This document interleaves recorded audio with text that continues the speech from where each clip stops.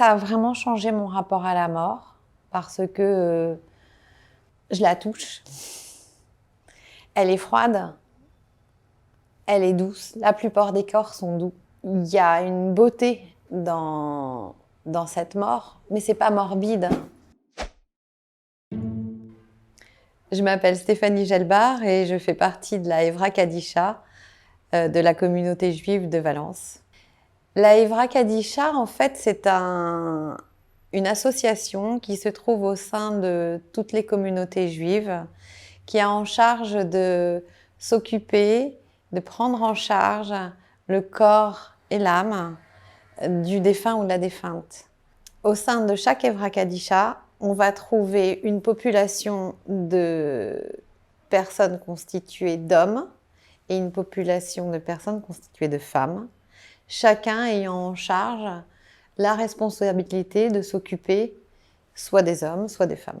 La population devenait vieillissante au sein de ma communauté. Il y a donc eu un appel à qui voudrait bien se porter volontaire pour venir aider ces femmes qui s'occupent des corps. Il se trouve qu'un corps, une fois qu'il est mort, il est lourd. Et ces femmes étaient vieillissantes, elles avaient besoin d'un petit peu de sang neuf. Et je me suis proposée pour intégrer cette Evra Kadisha. Pour moi, c'était un honneur, plus qu'un sacrifice, parce qu'il y a quelque chose de sacré à s'occuper et à prendre soin de ces personnes défuntes. Une fois qu'on a intégré la Evra Kadisha, par contre, on s'engage normalement à maintenir notre statut à vie. Cette démarche est donc volontaire et bien évidemment bénévole. Dans le judaïsme, nous avons beaucoup de règles. La première chose qu'on fait, c'est qu'on fait en sorte de fermer ses yeux et l'on récite une prière qui est le schéma, qui invite finalement à écouter l'âme s'élever, à inviter l'âme à s'élever pour créer cette unité. Par la suite, la Evra Kadisha, le rabbin sont tout de suite contactés par la famille. La deuxième règle, c'est de faire en sorte d'enterrer au plus vite le corps. En Israël, par exemple, il se peut qu'une personne décède le matin et dès l'après-midi, elle est déjà enterrée. Quand je vois le numéro du président de la Evra Kadisha sur mon téléphone, je sais qu'il va falloir que je sois prête soit le soir même, soit dans le meilleur des cas, le lendemain. Et ça devient ma priorité. La première fois où je me suis trouvée face à ce corps, le premier corps de cette femme, j'étais un peu désemparée, j'étais intimidée et j'avais peur surtout de blesser ce corps par des gestes qui n'auraient pas été appropriés. Le corps arrive, bien souvent il est sorti du frigo, il est très froid. La première chose à faire, c'est de les déshabiller. Ce que l'on fait, c'est leur masquer le visage pour les respecter. Et il y a un certain rituel à verser un certain nombre de brocs d'eau sur le corps en même temps que nous faisons des prières. Et on lave le corps avec du savon, avec des gants. On le lave, on coupe les ongles, on lave les cheveux. Si nécessaire, parce que certains corps arrivent alors qu'ils étaient dans un état très avancé de maladie. Donc on fait en sorte de stopper les orifices pour éviter certaines pertes. Une fois qu'il est séché, on le habille avec une tenue qui est spécifique, une tenue mortuaire. La tradition juive voulant qu'il y ait une forme d'équité au moment de la mort pour tous. Les habits sont donc codifiés. Ils sont en général faits soit de lin ou de coton. On habille le bas avec un pantalon qui couvre aussi les pieds. Puis on met une sorte de tunique qui couvre l'ensemble du corps. Et par-dessus, on met une chasuble.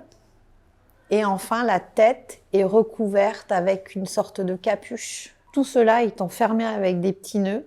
Les nœuds étant eux-mêmes fermés d'une certaine manière pour représenter notamment le shin, qui est la lettre, la première lettre du mot schéma. Une fois que le corps est prêt, On amène le cercueil, on pose un linge, un drap blanc dans le cercueil. Les cercueils devront être les plus simples. On ne va pas rechercher une essence particulière de bois.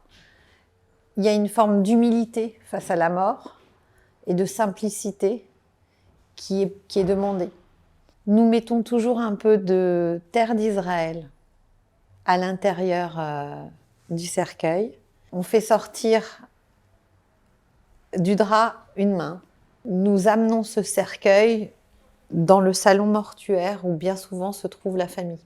Chacun est invité, s'il le souhaite, à embrasser la main et demander à cette occasion pardon à la personne pour le mal qu'elle aurait pu lui faire. Au sein de la Evra Kadisha, nous faisons aussi ce même rituel afin de demander pardon à cette personne si toutefois nous aurions fait un geste déplacé pendant la toilette.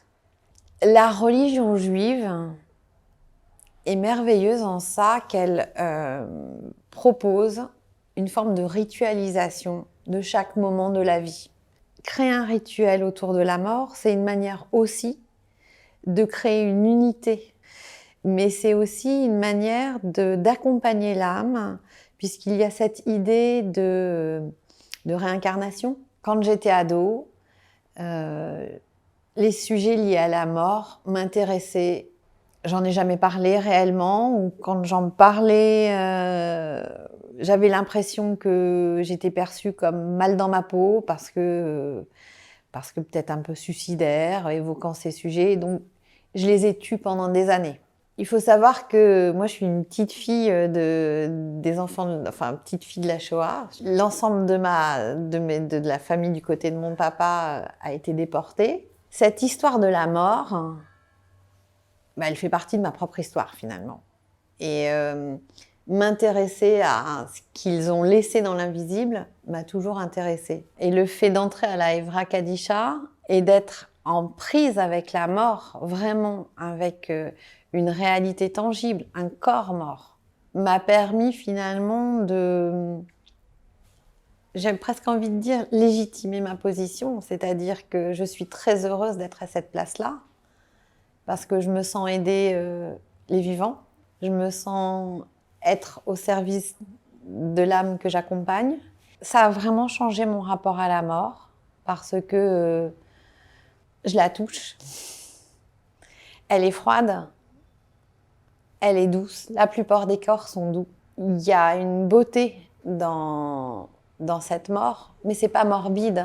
Ça a changé mon rapport à ma vie aussi, de nourrir, d'accepter ma propre vulnérabilité, parce que finalement le reflet de ce corps était ma propre vulnérabilité, de voir un corps qui a pu être, surtout quand on connaît en plus les personnes, de voir la prestance de certaines personnes et de les voir là, ça nous ramène à notre propre vulnérabilité.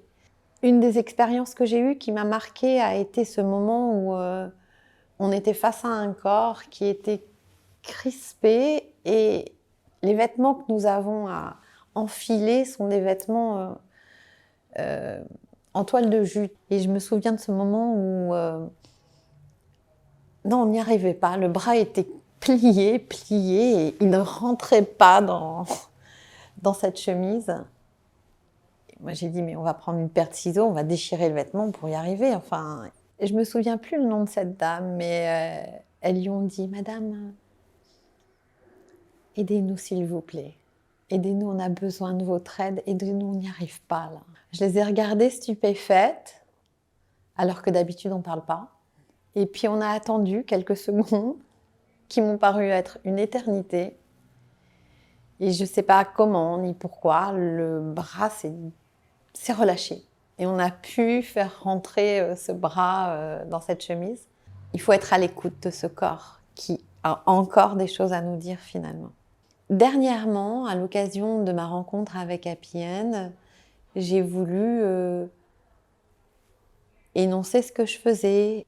Dans ma famille, j'ai bien senti que ça dérangeait et je n'ai plus envie que tout ça soit un tabou. Pourquoi est-ce qu'on devrait cacher la manière dont on va prendre soin de nous au moment où on va mourir ?